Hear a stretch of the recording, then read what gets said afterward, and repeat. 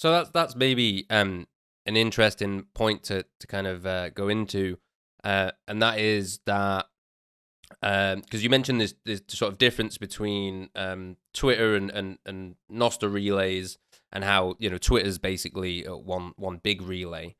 One of the interesting aspects of decentralized social media that I've seen, and it isn't a feature across all decentralized social media, but for the most part, this seems to be what people are into, and that's the way that you can kind of carry your data with you, or your profile, or the messages that you send to people, your interactions with people, and I think that relates to this kind of user server interaction, right? Like, so for example, it also relates to the public private key.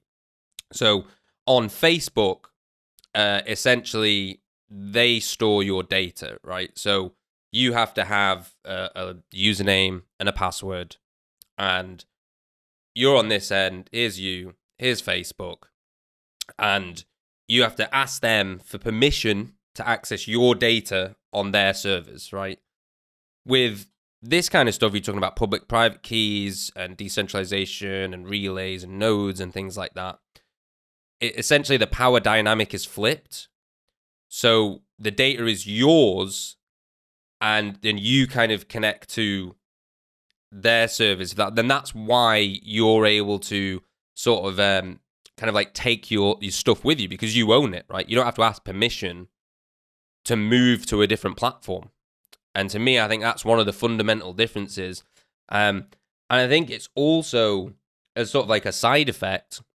This is something that, like, I think just the general audience will be interested in.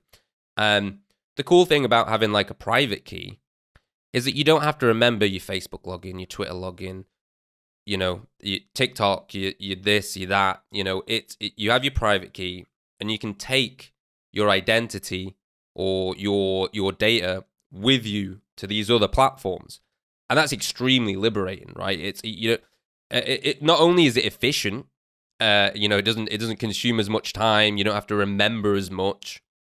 It's just more fundamentally free. It's like it's your data, it's your profile, it's your identity.